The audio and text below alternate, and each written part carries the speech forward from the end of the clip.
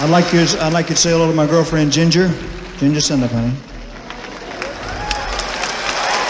Sit down, Ginger. It's enough for her. After Elvis died, were you told what he had died from? Well, all of us had heard at the same time that it was a heart attack. Do you believe in your own mind right now that alone caused his death? Right. In the very beginning, I did. I just, I think it was Elvis's time to go. So I think he took him. But then again, in my mind, there are a lot of unanswered questions. Our investigation of the death begins with a reconstruction of the last 12 hours of Elvis Presley's life. Like many people in show business, he and his entourage were night owls. Their days began after dark. About an hour before midnight on the night before he died, Elvis had a dentist appointment with a dentist named Lester Hoffman. Accompanied by his fiancée Ginger Alden, his cousin Billy Smith, and longtime friend Charlie Hodge, Elvis drove out of Graceland, his famous home in Memphis, Tennessee.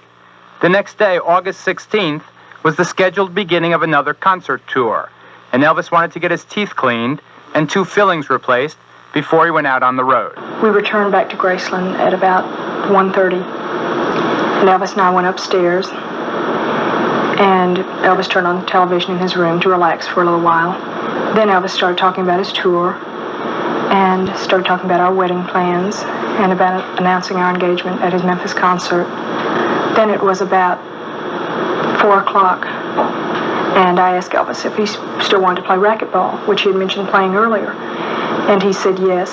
Elvis got in touch with Billy Smith, and Billy and his wife Joe came up at about 4:30. We went down to play racquetball. So Elvis really seemed like he was in a good mood. He played racquetball for a little while, and then went and played the piano. It was about 6 o'clock when we went back into Graceland. At about 6:30, Elvis called downstairs for Ricky Stanley to bring up his packet of medication to help him get to sleep, because he was so nervous he was always kind of keyed up before starting a tour. So Ricky brought it up. Elvis took his packet of medication and started reading a book on psychic energy then. He thought that would help him fall asleep. Then I fell asleep. So at about 8 o'clock, I woke up because Elvis was restless, saying that he just couldn't sleep. So he called downstairs for Ricky again, and Ricky came up and brought up another packet of medication. A second packet? Right. Elvis took that, and then I went back to sleep. The third time I was awakened again, Elvis was starting to get up, saying that he still couldn't sleep. He took the book on psychic energy with him, and he started toward the bathroom door. And I said, "No, don't fall asleep." And he turned and smiled at me and said, "Oh, okay, I won't." And then he went to the bathroom. I went back to sleep, and I slept until 2 o'clock. At that time, I rolled over and I looked at the clock, and it said 2 o'clock then, and the bathroom door was still shut. So at that time, I went in and I knocked on the door, and no one answered. So I opened the door, and that was when I saw Elvis. According to an investigator for the medical examiner's office, the body was purple or deep blue, and rigor mortis had already set in. Elvis had apparently been dead since early that morning.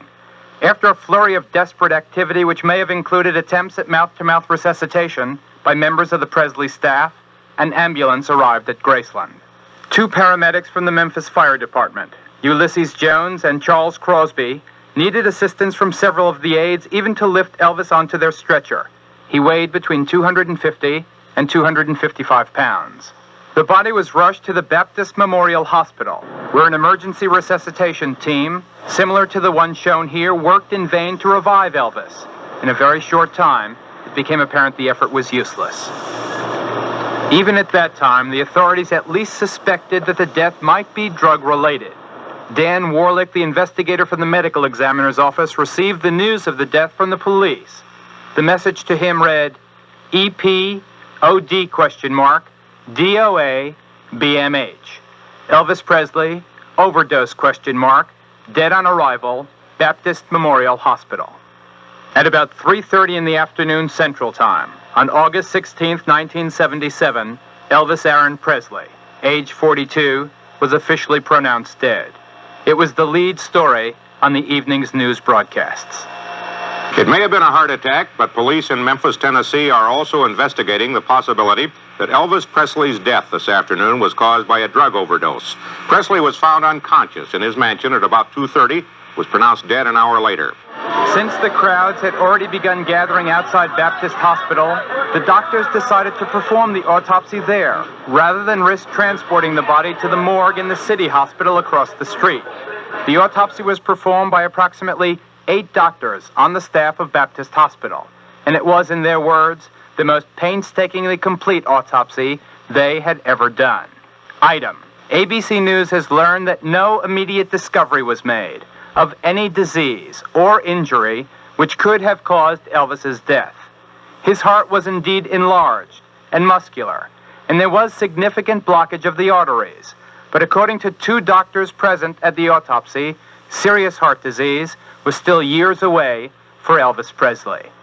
The doctors therefore decided they would tell the waiting world that Elvis had died from, quote, unknown causes, and that the investigation was continuing. But apparently acting on his own initiative, the county medical examiner, Dr. Jerry T. Francisco, who had been present at the autopsy, went before the cameras and told a much different story. Without the advice or consent from the doctors from Baptist Hospital, who had actually performed the autopsy, Dr. Francisco told the waiting world that Elvis Presley had died of a heart attack. Results of the autopsy are that the cause of death is a cardiac arrhythmia due to undetermined causes. There are several cardiovascular diseases that are known to be present. One is a mild degree of hypertension that had been under treatment for some time, and that there was hardening of the arteries, the coronary arteries of the heart, known as coronary atherosclerosis.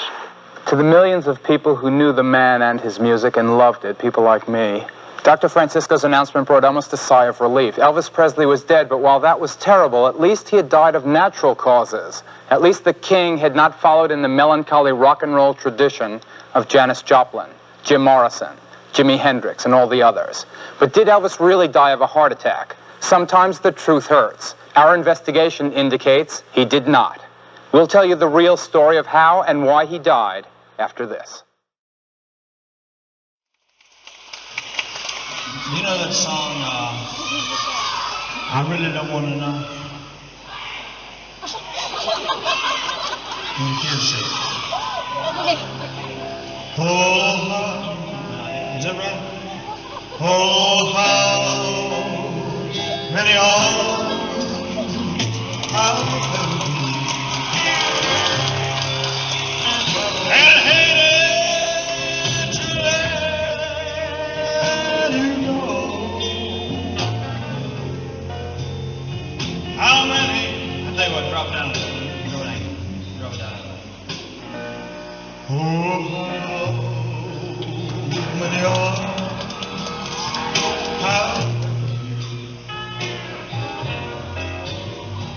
and hated to let you go. How many? Oh, how many?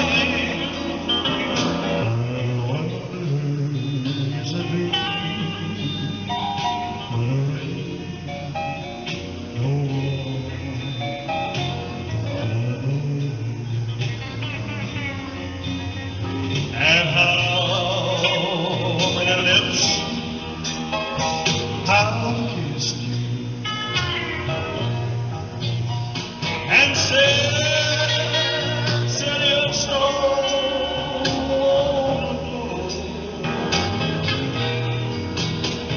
Oh, how many? Yeah, how many? I wonder.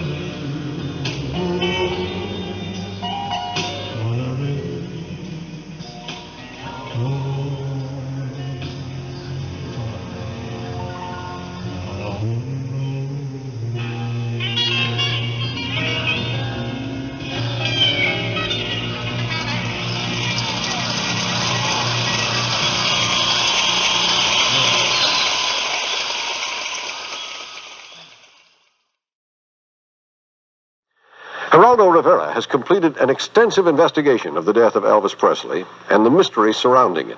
Geraldo, it seems that you may have located the key to the mystery. The key to the mystery is the Shelby County medical examiner, Dr. Jerry T. Francisco, and if we had his help, we could have cracked this case months ago, but we did not. He consistently refused to be interviewed by us. Claiming that the information is confidential, he has also refused to make public the autopsy results that would lay to rest once and forever the controversy over how and why Elvis Presley died. In order to obtain those results, we filed a lawsuit against Dr. Francisco, the medical examiner. Our motives are simple.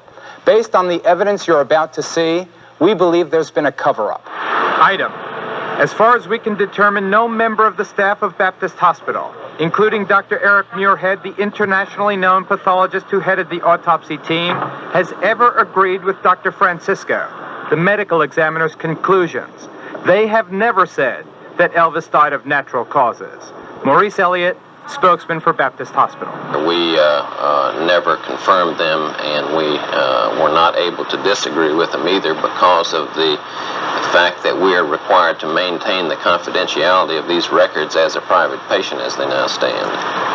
Leading inevitably, Mr. Elliott, to speculation that the staff of Baptist Hospital arrived at a different conclusion than the staff of the medical examiner's office. Well, yes, obviously that speculation does exist, but there's just no way we can comment on it or put it to rest, really, and still maintain our obligation to respect the confidentiality or to maintain the confidentiality of the information.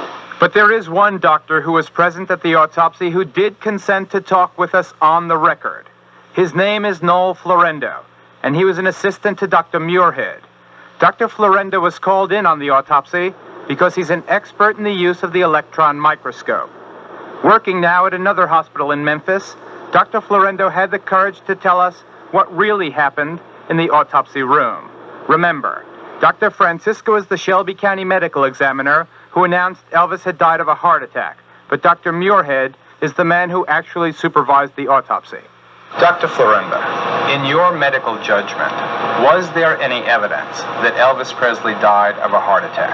From what I saw grossly, and from what my limited judgment was at that particular time, there was no gross evidence of a heart attack. There was no gross evidence of a heart attack? No gross evidence of a heart attack. Were you surprised by Dr. Francisco's announcement that he had died of cardiac arrhythmia? Personally, yes, I was surprised. What is cardiac arrhythmia? Cardiac arrhythmia, best explained, is an irregularity in the heartbeat sufficiently irregular enough to cause death. And in Elvis Presley's case? I could not find any morphological evidence of that, and indeed, I do not think there is any morphological evidence grossly to substantiate cardiac arrhythmia. So in your opinion, he did not die of a heart attack? In my opinion, I did not see any evidence of a heart attack morphologically. Morphologically meaning? Meaning there was no gross evidence of a heart attack. I understand that you agree with Dr. Muirhead's conclusions. Yes, I agree with Dr. Muirhead's conclusions. And those conclusions being? Polypharmacy. That Elvis Presley died of the interaction of several drugs. Most probably, yes. Despite the contention by many officials in Memphis that Elvis Presley died of, quote, natural causes, that contention is disputed by scientific evidence uncovered here at the Bioscience Laboratories in Los Angeles. Bioscience is one of the 3 outside laboratories called in to help analyze the Presley autopsy. Their findings are depressing. According to those findings, at the time of his death, Elvis Presley was apparently abusing many different drugs. Bioscience was called in because it has some of the most advanced and sophisticated equipment available anywhere in the country. For almost 2 months, its technicians carefully analyzed the tissue samples for the autopsy being prepared in Memphis. ABC News obtained a copy of the Bioscience test results. The data revealed the following narcotic drugs in the body of Elvis Aaron Presley: codeine, morphine, methaqualone, also known as Quaaludes, Valium, Valmid, Placidil, Nembutal, phenobarbital, pentobarbital, and butabarbital. All of them are so-called downers, central nervous system depressants. Usually taken to bring on relaxation and sleep, the drugs are often abused. Several are addictive. The list of drugs found in Elvis Presley's body is certainly shocking enough, but in all likelihood, even that doesn't represent the whole extent of his drug abuse problem.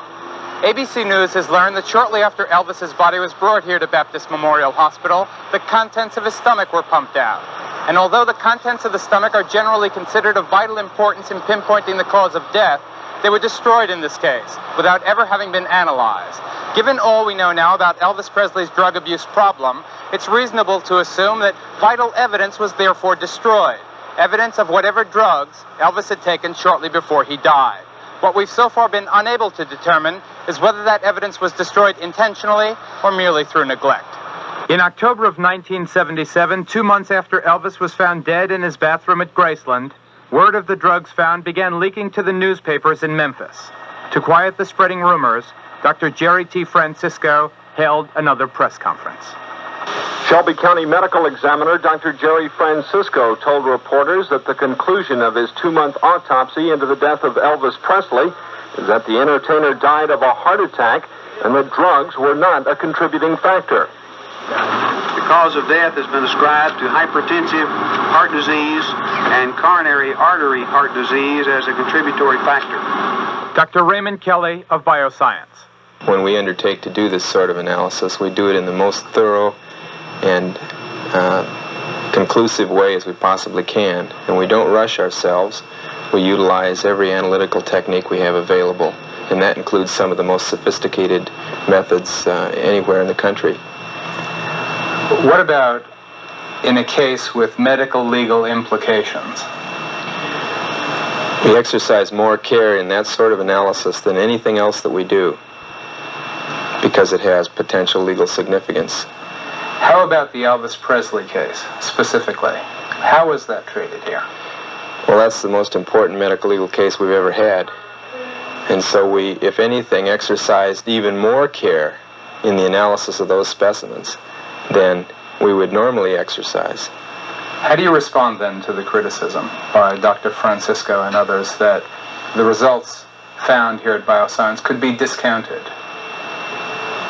That doesn't seem reasonable to me at all. I think that a person making that statement just couldn't be familiar with the way that we approach these kind of samples.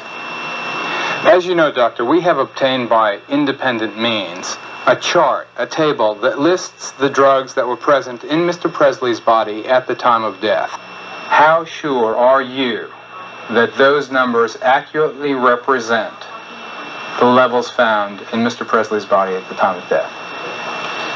I'm sure beyond a reasonable doubt. The findings of Bioscience were confirmed and amplified by both the other outside laboratories, the Orange County Coroner's Office and the University of Utah Center for Human Toxicology. After we verified the authenticity of the report, we took the raw data to a Los Angeles doctor, Matthew Ellenhorn. We asked him to analyze and review the data thoroughly. Ellenhorn's an expert in medical malpractice and a certified toxicologist. We asked him for the real cause of death. Cause of death was an overdose of codeine and an overdose of methaqualone or Quaalude. And that was contributed to by a presence in the bloodstream which indicated that the patient had taken, probably within the previous 24 hours, at least 5 additional drugs known to produce depression of the central nervous system, of depression of the brain. To be certain, we asked for a second expert opinion. We provided the data to Dr. Cyril Wecht, the coroner for Pittsburgh and Allegheny County, for analysis. Dr. Wecht is one of the foremost medical examiners in the entire country. I believe that Mr. Presley died as a result of a combined drug effect. Various drugs, all of which are known to be central nervous system depressants, collectively cause the heart and lung to be depressed. The brain controls the activities of the heart and lung involuntarily. And when the brain is depressed by multiple drugs, such as happened in this case, in my opinion, the heart and lungs will not function properly. What drugs specifically are we referring to, Doctor? There were several drugs involved here. The principal offender in this case was codeine, which is a pain reliever, but which is known to have a CNS depressant effect. Other drugs included Valium, a tranquilizer, Valmid, a sedative, Placidil, a sedative, phenobarbital, a sedative, and butabarbital, a sedative. It's incredible, really, that all these drugs should have been given to the patient simultaneously. There was one other drug involved, methaqualone, which is a tranquilizer.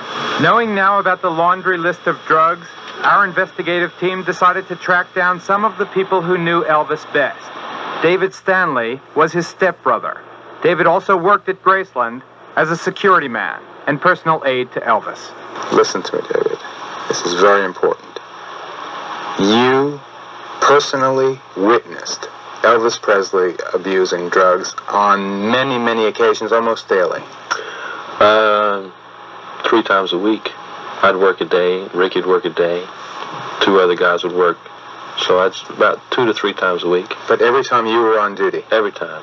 Every single day. Every day. Last 2 years of Elvis's life, it was every day. What would Elvis do if he didn't get the drugs he wanted? He'd get upset sometimes. We were in Vegas one time, and like we were there for like 8 weeks, you know, and Elvis was getting his drugs, but it got to a point to where his doctor wanted to shut him off in Vegas, and we couldn't reach the doctor anymore. So he jumped up on the table one day and he pulled out his .45 and he says, "I'll buy a goddamn drugstore if I have to." He says, "I'm going to get what I want." He says, "You people better realize that either you're with me or against me. Either you take it or I'll buy your plane ticket home." Why didn't you stop him? I tried on different occasions to stop Elvis when I saw him take something that I thought he shouldn't be taking or taking too much of something. And on the different times he would say, I don't understand. That he would say, "I need it," which I don't understand. And when I first started dating Elvis, I just turned 20 at the time, and no one ever told me anything about what to expect, how the group was, or anything like that. I had to learn everything on my own. And the people that had been around Elvis for all these years, when I saw Elvis take something, which was mainly before he would go to sleep, I thought to myself, well, it must not really be harmful if it's prescribed. And if these people over the years, if Elvis is still doing it, then it must not really be very harmful for him. Elvis had a serious drug problem. Geraldo was very serious. The reason I can say is because I used to have a drug problem, we've discussed. And I would say it was very, very bad, and we knew if it continued that something like this would happen. We knew it would just be a matter of time. Rick Stanley, another of Elvis's stepbrothers, was working at Graceland on the night Elvis died. Were you the person who filled the prescription at Baptist Memorial? Yes, I was. What was it? It was Dilaudid. Dilaudid, a very powerful morphine-type drug. Class A narcotic. Then what did you do with it? Well, I went back to Elvis's house, went upstairs, and gave it to him. Talked with him for a moment, and left. Who signed that prescription? Dr. Nicopolis. What was in the second packet that you brought upstairs? In the second packet were varieties of sleeping pills, Quaalude, some barbiturates, Seconal, Tuinol, Amytal, Valium, and a couple of Demerol tabs. Approximately how many pills? 6 to 8 pills. Was that common? Yes, it was. Did it happen every night that you were on duty? Oh, yeah. Every night I was on duty. Elvis couldn't sleep without it. W.S. Nash was the pharmacist on duty when Rick went to get the prescription filled at the Baptist Hospital Pharmacy. It was for Dilaudid, a powerful morphine-based narcotic. Dilaudid is a painkiller, but because the drug is so powerful and addictive, it's usually prescribed only in the most severe cases. And most certainly Elvis, who had had only 2 teeth filled that night, had no real medical need for the drug. Mr. Nash, the druggist, is now retired and living in Kentucky, but he's still pained by the memory of Elvis's last prescription. I pictured myself as a person dispensing the fatal dose that killed him, even though that the possibility is that had that been the only drug he had taken, it probably wouldn't have killed him. But in combination with others, I'm almost sure it did. As indeed it did. At this point in the story, there's something very important to be added.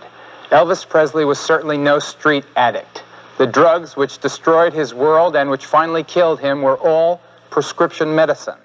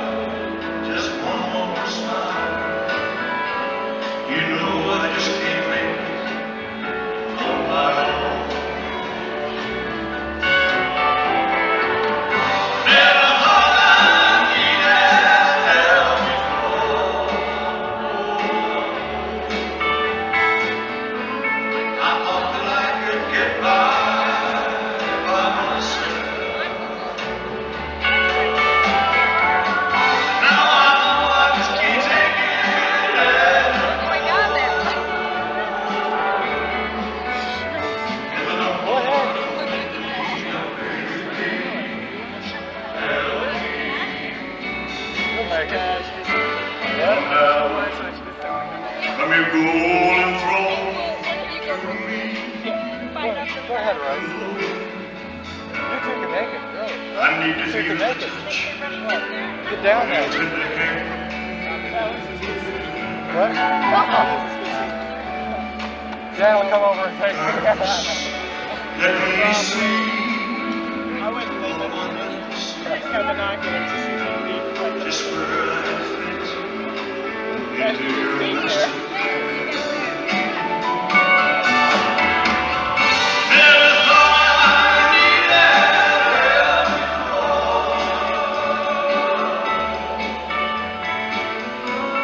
I thought that I could get by myself.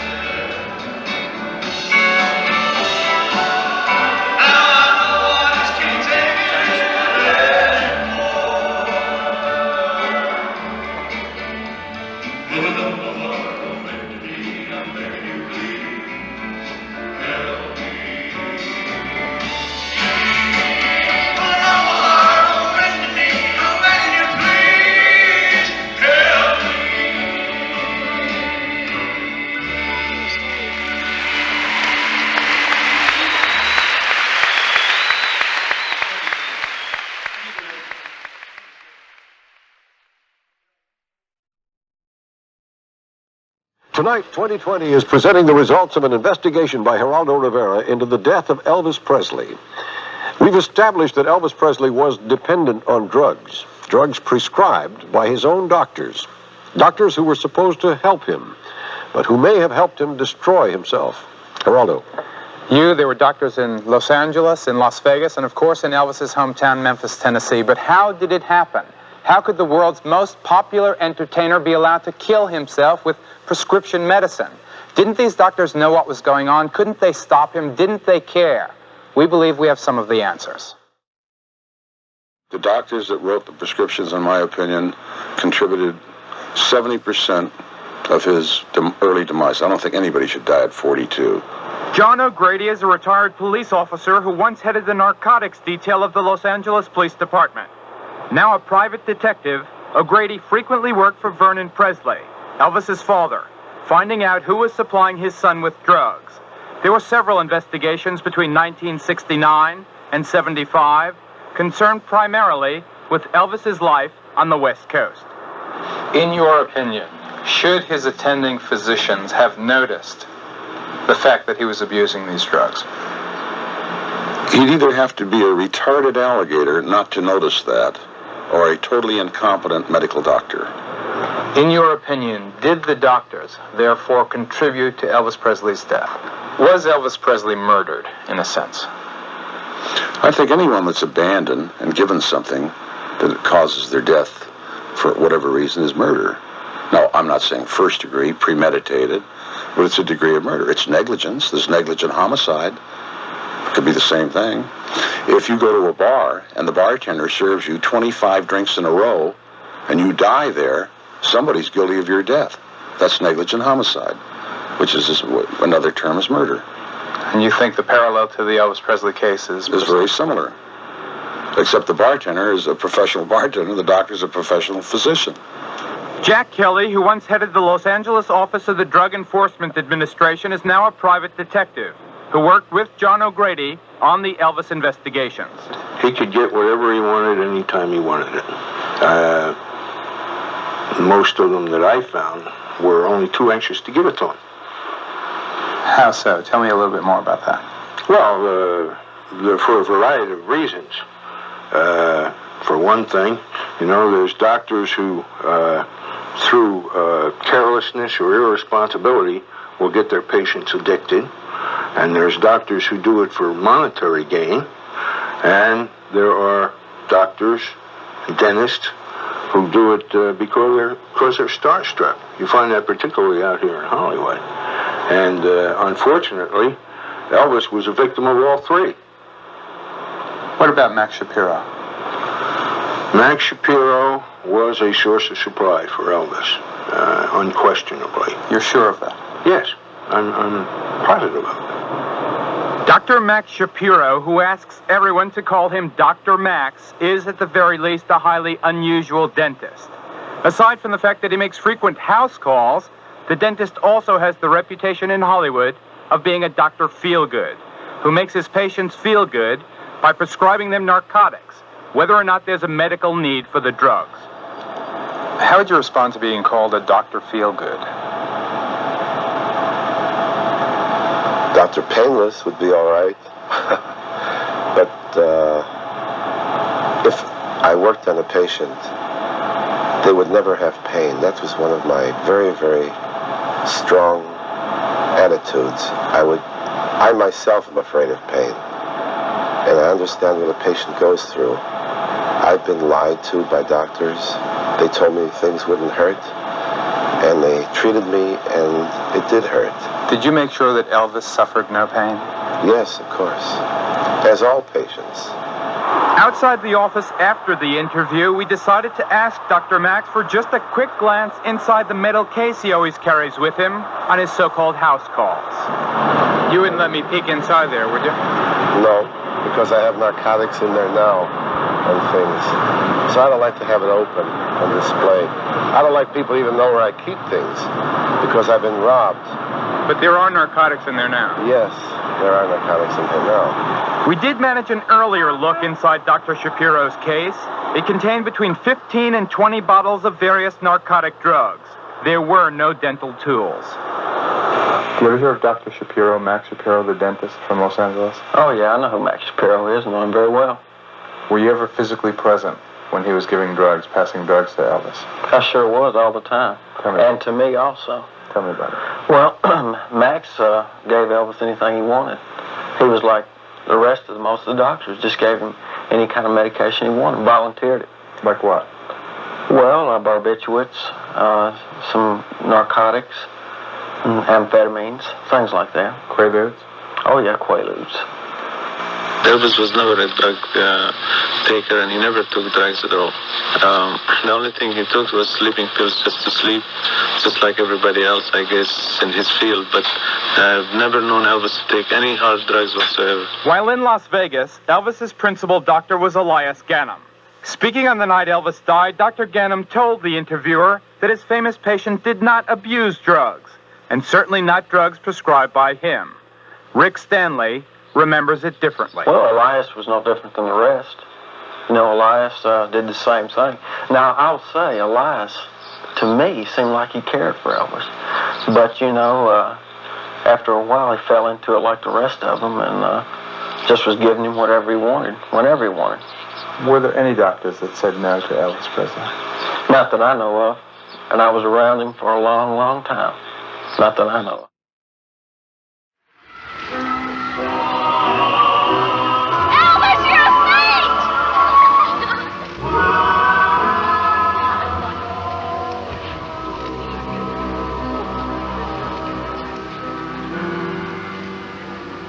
Oh Lord, my God, when I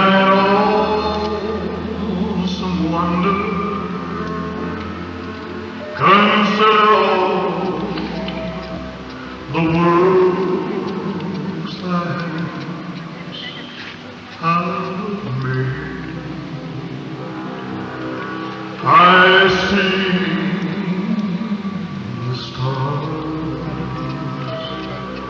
I hear rolling thunder. I power throughout the universe displayed. Sing it out. When Christ shall come, we'll shout out like good creation. Today we home, what joy shall fill my heart. Then I shall bow in humble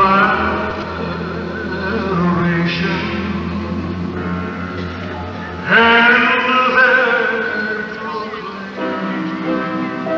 oh my God,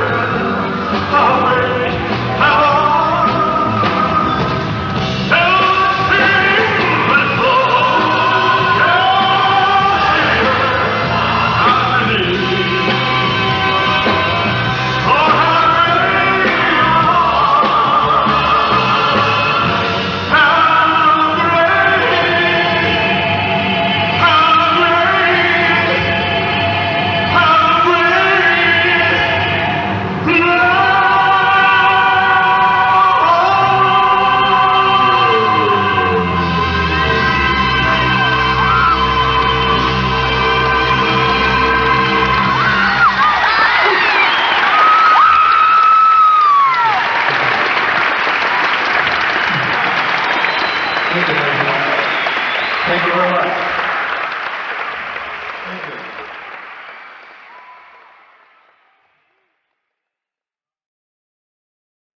Elvis, of course, had many doctors over the years, but the doctor closest to him was a Memphis physician named George Nicopolis, known by the Presley entourage simply as Dr. Nick. The records indicate that, especially in the last year of his life, he prescribed certain medications to Elvis Presley in quite extraordinarily large amounts. Why? I can't comment on that, and I don't believe that's true. Well, the records we have, Doctor, and I'll say this as gently as I possibly can, indicate that from January 20th, 1977 until August 16th, 1977, the day he died, you prescribed to Elvis Presley, and the prescriptions are all signed by you, over 5,000 Schedule II narcotics and or amphetamines. That comes out to something like 25 per day. I don't believe that. Well, is it something that you'd like to refresh your recollection on, or is it something that you deny? I deny. 2 days ago, the state of Tennessee initiated proceedings to suspend or revoke Dr. Nick's license to practice medicine, principally because of the way he cared for Elvis Presley. We have charged him with unprofessional conduct, gross incompetence, gross ignorance, gross negligence, and gross malpractice concerning his dispensing of narcotic substances. Specifically, we have charged him with dispensing, prescribing, and issuing narcotic and controlled substances not in good faith to relieve pain and not for a legitimate medical reason. Who was the patient? Well, there were 16 different patients we have charged him with concerning these particular drugs we've talked about. Is Elvis Presley? Elvis Presley is one of these individuals. Was his case the single most glaring case? Without a doubt, Elvis Presley, from my experience, was issued more Schedule II uppers, downers, amphetamines than any other individual I have seen. This is the worst case of overprescribing or of indiscriminate prescribing that I have ever seen in my time as an investigator with the state of Tennessee. Elvis wasn't Dr. Nick's only patient in the entourage. Marty Lacker was Elvis's bookkeeper and the best man at his wedding to Priscilla. Medical authorities were told how Dr. Nick prescribed Lacker more than 13,000 pills in less than 4 years, an average of about 10 a day. They just looked at the records and asked if I was alive. And he said yes. And asked if I was still taking them, and he said no. And asked how I got off them, and he said, well, he withdrew from, by himself. And so the next question they asked if I was in a mental institution. And he said no, thank God. It was that bad, Marty? Sure it was. The state's complaint against Dr. Nicopolis lists 16 patients to whom Dr. Nick was allegedly overprescribing narcotic drugs, including performer Jerry Lee Lewis and Dr. Nick's own daughter, Chrissy. But the list of narcotic drugs he prescribed to Elvis Presley just during the last 7 months of Elvis's life is quite simply incredible, averaging about 25 narcotic pills a day. Why would you prescribe that amount of drugs in that limited period of time? I think you didn't understand me. I said, I don't think that I did. You don't think that you did? Or I know I did. You absolutely stating that you did not? Friendship was certainly one reason Nick gave Elvis what he wanted, virtually whenever he wanted it. But there was another reason. Elvis and the entourage were Nick's main source of income, and ABC News has learned that Dr. Nick was in serious financial trouble in the months preceding Elvis's death. He was out on a financial limb because of his investment in this $5.5 million professional building. The building has been a financial flop. A quick tour indicates only about 1/3 occupancy. Nick also owed Elvis a lot of money. He'd borrowed $200,000 in 1975, and in March of 1977, Nick borrowed an additional $55,000 from his famous patient. Some of the money was used to finance Nick's elaborate Memphis home, and the records of the Presley estate indicate at least another $20,000 owed by Nick to Elvis. May I ask one question? One general question. Do you have any regrets, sir? No regrets. Most of the prescriptions written by Nick were filled in a drugstore right across the street from his office.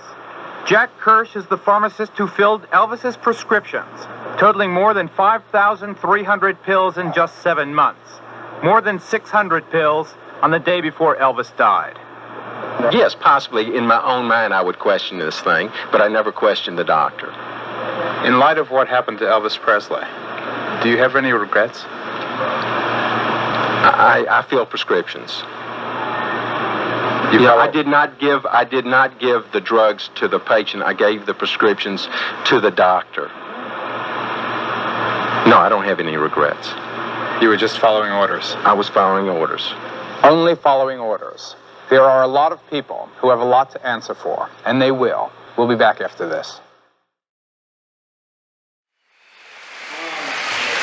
Break it with the waters, man.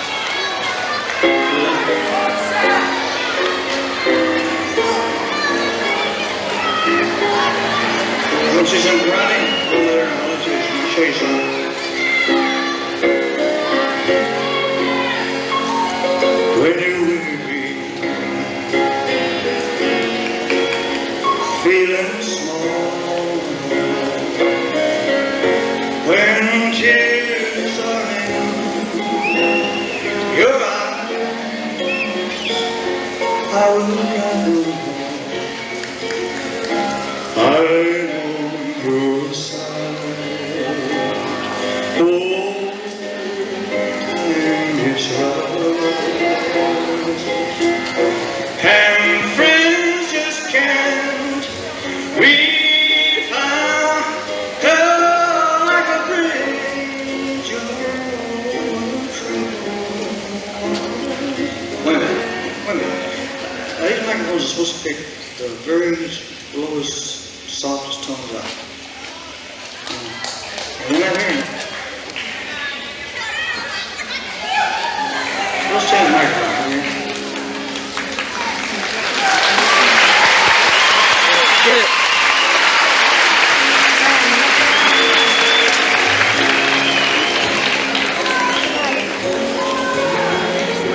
Just bear with us. We'll get it right.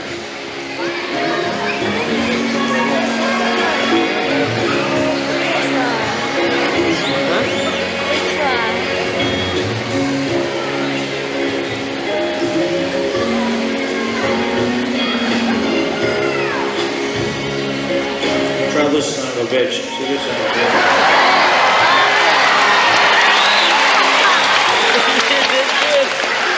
When you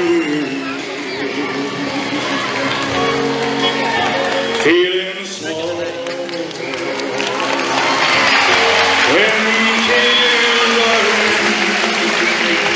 your eyes, I will cry them. I'm on your side. Oh, time is rough. Just one other. And friends just can't be found. Oh, like a bridge over troubled water. I will lay me down. Yeah.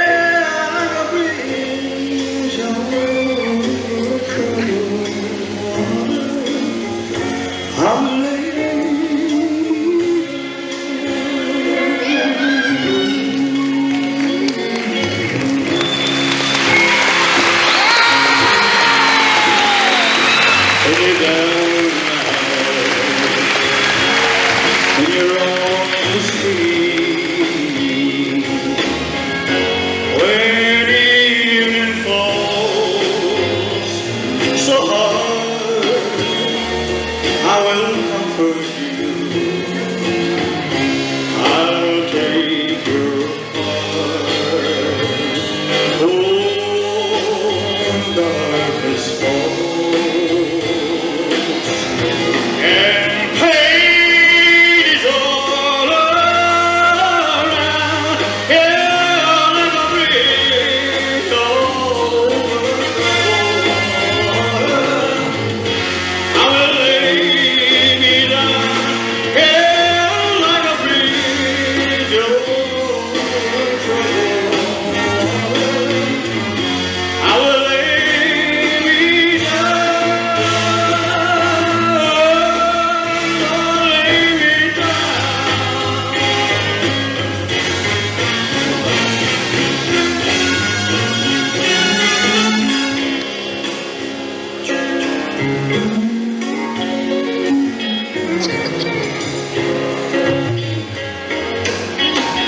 Sail on, sail on, sail on by. Your time has come, Lord, we shine. All your feet are on their way. See how they shine. Oh, you feel a thrill. Yeah, fading right, well behind. Yeah, like a big old I believe you're mine. Yeah, like a big old I believe you're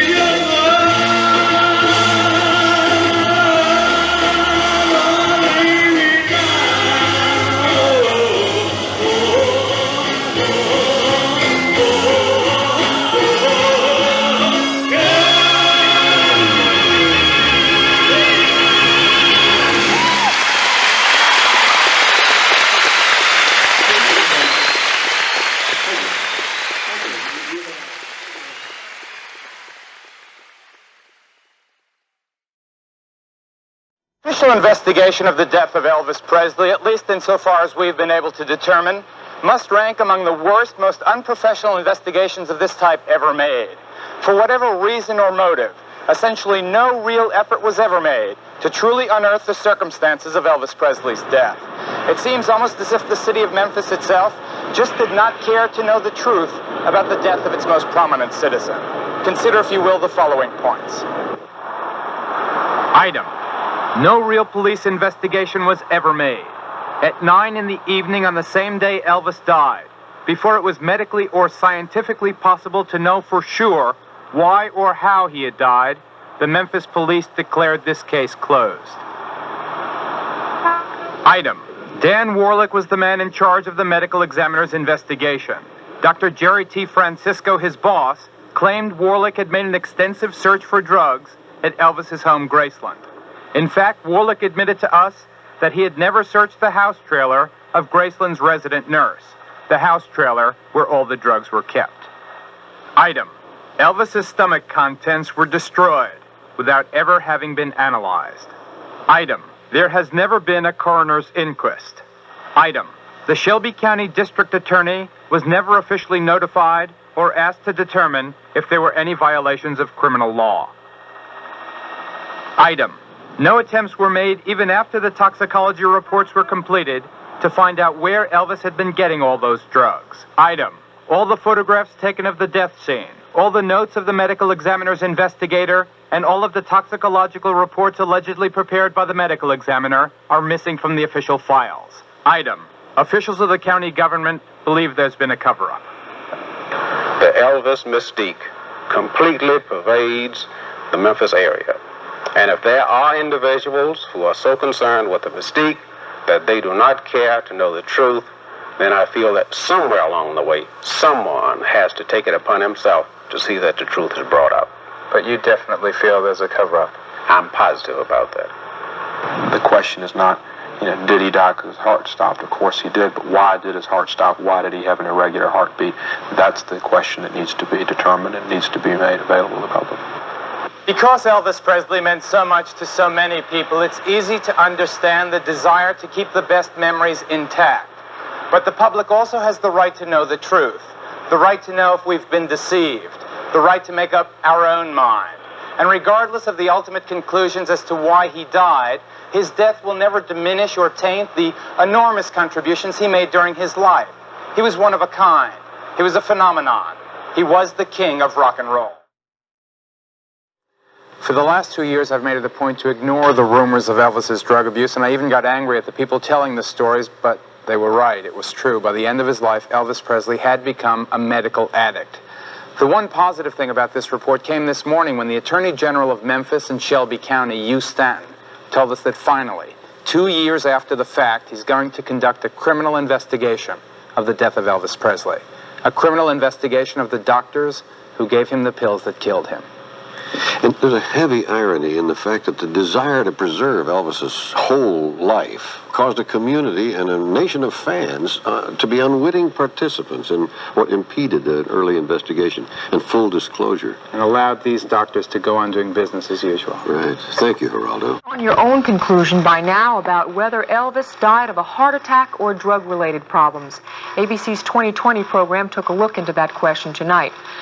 But one night in February in 1977, a Concord woman suspected then that Elvis had a drug problem. Channel 9's Linda Smith reports.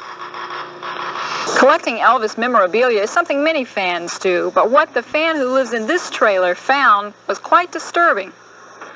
Amid other trash thrown out of Elvis's airplane when he toured Charlotte in 1977 were a couple of prescriptions signed by Dr. George Nicopolis, filled by a Memphis drugstore.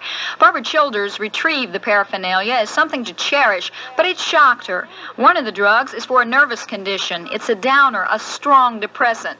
Barbara thinks Elvis's hectic schedule and lifestyle may have heightened his drug usage, but the idea the doctor may have overprescribed for him infuriates her. Now, I feel that maybe Dr. Nicopolis is responsible, and if he is, I feel like myself and along with, say, 30 million other fans would want to know why. Barbara has been saving Elvis mementos since the 1950s. She's not going to stop now, drugs or no drugs. Linda Smith, Channel 9 Eyewitness News.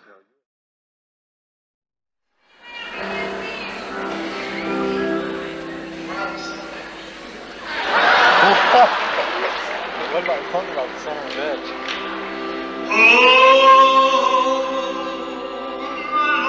Oh yeah, why don't the son of a bitch have sound?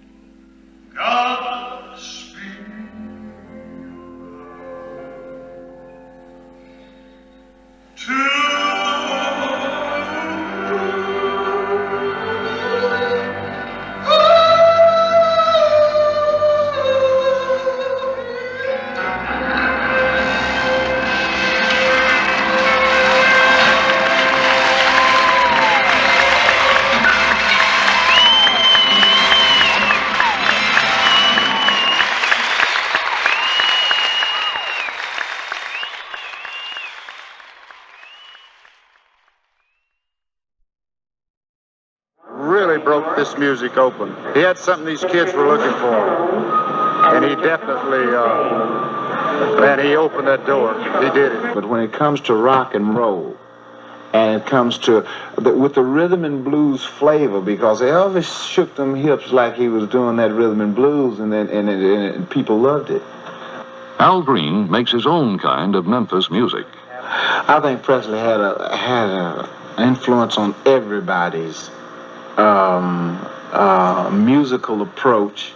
When one guy was saying, maybe like, Lord, won't you help me and save me from all this work, all these things I have to do. And then after a while, he began to come to the point and say, baby, won't you help me and save me from my misery and pain? You know, and then Al Green comes along and says, let's stay together, loving you well. You know, I mean, it's just, you know. I think he broke the ice for practically all great entertainers in that field. But until Elvis came along, the music business was mainly controlled from the Brill Building in New York. Chet Atkins. And he changed all that, thank goodness. Now you have places like Nashville and Florence and Memphis and everywhere. Chuck Berry remembers. Said Presley, and Sammy Davis was in the audience, you know. And near the end of the number and the show, they did a little step in the aisle there. They got up and danced a little bit. Boo, boo, boo, boo. And shaky legs, and of course they threw the spotlights on them, and of course that was a hell of a climax. I think at the Manhattan Club that he used to rent out some, and yeah, Willie was doing the music, and I don't know, I kind of miss those old days. And Singer Charlie Rich came from the same clay as Presley. Elvis was a down-to-earth type guy that, like I say, we cotton pickers and that sort of thing could identify with, and he was yes sir and yes ma'am and no ma'am and that sort of thing, which is the Southern way of life, so to speak. And he just, I think even,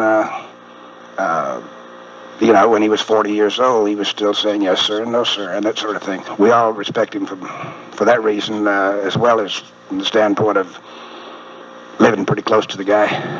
A lot of times I felt sorry for the guy because the first time I ever saw Elvis, I was walking into a beer joint somewhere down here, and he and one of his guys drove by in a big, long Lincoln, I think, big, long limousine of some sort. And, of course, I thought it was great then, you know, and it was.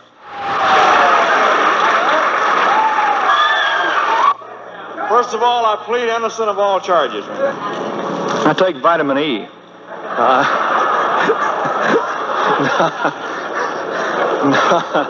I was only kidding. I don't know. I just embarrassed myself, man. I don't know, dear. I enjoy the business. I like what I'm doing compared to what they do now. Are you kidding? I didn't do anything. We just jiggle, you know. Well, I found that in the audiences that we have, it's mixed. It's older people, younger people, and the very young, and all types of people, you know. That one, Also Emil, was the largest selling, and then the next one to it was Don't Be Cruel, I think, in Hound Dog. Elvis. Heartburn Motel, whatever. Yes. Elvis. I came in last night very late. I had to go to bed because we're having a rehearsal now, and then I go back to rehearsal after this press conference. Excuse me, Elvis. Unless you got something better in mind. I think there's room for everybody, and I hate to criticize another performer, you know.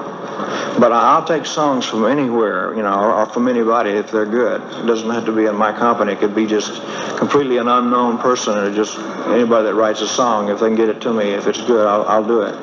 And if they got good material, if they're good songwriters, I think they should be heard. Because I'm just an entertainer, and well, the image is one thing, and a human being is another, you know. So. How close does it come? Very hard to live up to an image, I'll put it that way. Elvis had been waiting, sitting there with his guitar, and during the waiting time, we had had a conversation. Marion McInnes worked at Sun Records. He said something to the effect, "Do you know anybody that wants a singer?" And I said, "Well, what kind of a singer are you?" And he said, "Well, I just sing everything. Who do you sing like?" "I don't sing like nobody." We were probably halfway through the first side when two things happened. First of all, I looked out into the anteroom where all these people had been milling and waiting their turn, and they were all just glued to the window, watching and listening to him. And secondly, I recall that Sam Phillips had said several times that he wished he could find a white singer with the soul and the feeling and the kind of voice to do the song, what were then identified as rhythm and blues song. And I wrote across it, "Elvis Presley, good ballad singer, save." Knox Phillips is Sam's son. To understand Elvis, you have to understand where Sam came from. I mean, he came from a poor, deprived background of around black people. He recorded black people mainly. Now, in the early 50s, to record black people in Memphis, Tennessee, in the South, I can guarantee you it was not cool. Sam was looking for a person who could sing with the reckless abandon that the black man had. Elvis came in raw, pimple-faced, young, kind, polite. Elvis Presley was the embodiment of a dream that Sam had. And it didn't come easy. He was a person that had to be groomed, so to speak. And Sam knew what he wanted. He knew what he wanted Elvis to be. And in my opinion, Sam Phillips invented Elvis Presley. Elvis changed the world. 200 years from now, the art form that the 20th century will be remembered for will be music. My life, your life, would be different if it were not for Elvis Presley. Well, when I first heard it, I thought it was a black guy, with a new sound. Elliot Clark. He was a blues-oriented type. This is what I think that made him so famous, all of us, for him to catch on because of his new sound that he brought about, especially from, white vocalists. This type of music made people listen more to black music. And like I was saying, that it's going to last a year or 2 years. It's just a fad, but it was one of the biggest fads, that you could think of. It lasted for a long time.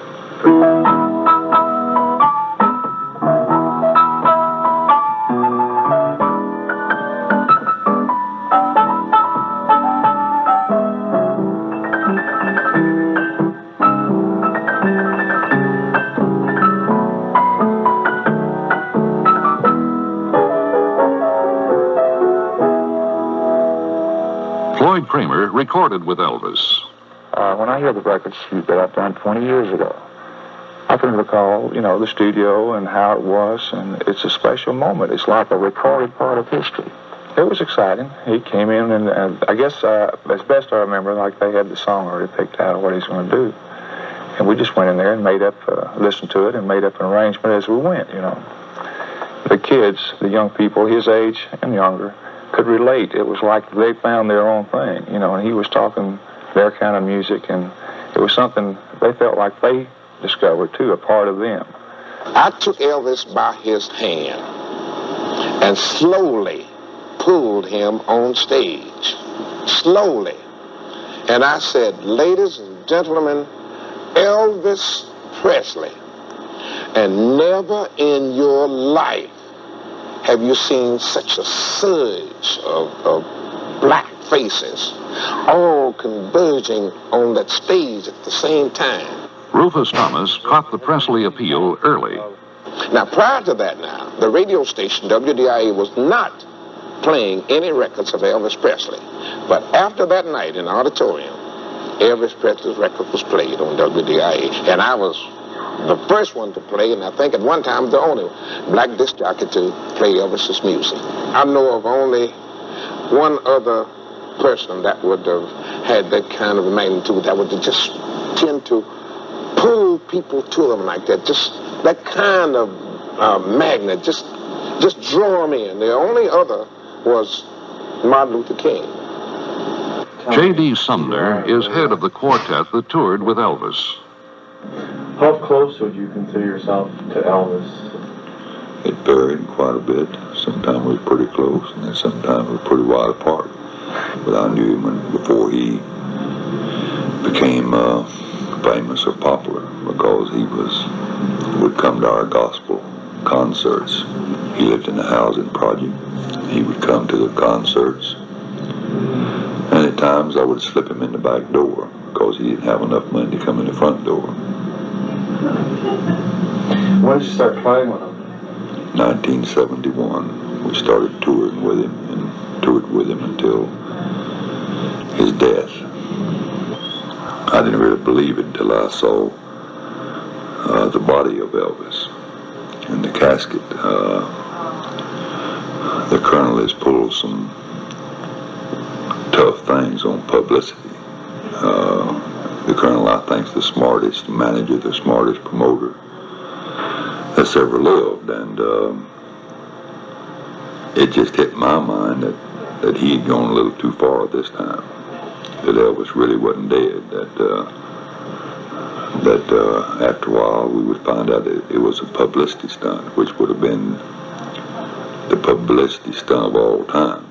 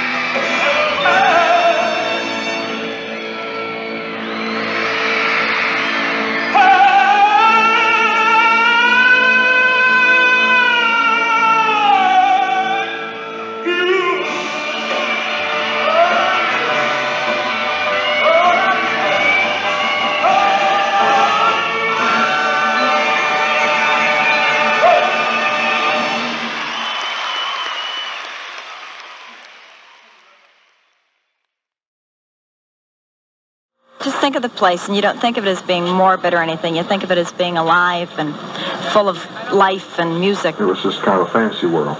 That's just the way I pictured it. It was a fantasy world. Everything outside of that was all closed out. You didn't think about it. Outside of the world, you were right there in Disneyland. Slept all day and played all night. Richard Skates, a time friend. He was a night person. He had to be. When everybody else slept, he was out playing. We would go after midnight, and he would show movies all night long. Willie Nichols was a member of the Midnight Movie Club. I can't think of this movie I saw 10 times at least. Elvis kept showing it. I can't think of it. War and Peace. Sonny West and Dave Hebler, former bodyguards, wrote a book about the experience. There are some rumors around trying to portray us as bloodsuckers. Elvis had a group that numbered anywhere from 6 to 9 men that worked for him. They were named the Memphis Mafia. They went by all different names that people had nicknamed them because they were always right around him. They guarded him when he went out. They did what he wanted or needed done. He knew, man, that we loved him. He knew that we weren't going to chop him up or try to axe him or anything. He knew. He knows now that. I'm telling you. But if you love the man, why do you want to tell that side of Elvis? Well, ever since I've known Elvis, this man has needed a challenge, and he's met it. He did it in 1973. When he is overweight, he was going to do a satellite show going into 25 countries, 1 billion people. People had never seen him perform before, and he knew it, and he went on a diet. He got down to about 165 pounds, the best I'd seen him look in several years, and he put on a dynamite show, and then he went right back to what he was doing before. He just didn't care. I don't know if he was getting bored. He loved performing, but the time in between, all the time that he wasn't on that stage for that hour, I guess the man was just bored, and he was trying to find different things to do. He would get toys or grown-up things like three-wheelers and ride them around Memphis just for an hour or so, just to get out. I mean, the man was limited. He could be in the middle of the crowd, and he could be lonely. He was one of the loneliest men I've ever seen in my life. And we tried to be with him and protect him and keep him happy as the best we could. I swear to God we did, man. If he had read the book, he would have found in there that we were trying to present him with a challenge. And that's what I meant when I said maybe it will do some good for him, for the drug culture, for people to realize no one is out of reach of drugs, man. Here is a man that had it in the palm of his hand and started off with it that way, and the drugs took it away from him. I've never known Elvis to take any hard drugs whatsoever. Dr. Elias Gunnan. Elvis was never a drug taker, and he never took drugs at all. We're talking about uppers and downers. We're talking about sleeping pills. We're talking about things like Demerol. Yes. You actually saw him take? Yes. Yes. But the articles in the paper would have you believe that he was on a certain amount of dope. And I don't hold it against him. I think that to live the kind of life he had to live, it was almost inevitable. I knew that he was always tired when he came in, and I knew that there were a lot of demands made upon him. But Elvis, really felt, as I feel, that his gift was certainly God-given, and he really wanted to perform for the people. It gave him a lot of pleasure to perform because he knew it made people happy. Elvis liked to work. He liked to be in front of the people. He got bored when he was off. There was nothing for him to do. And he left to be on the road singing to his fans. He was bored, and unless he was on stage, the man didn't have anything to do. Elvis wanted to be free. He wanted to go. He wanted to be able to do what he wanted to do when he wanted to do it, but he knew he couldn't do it. And it bothered him. He was moody to an extent, like everybody else. And sometimes it would really get to him that he could not go out.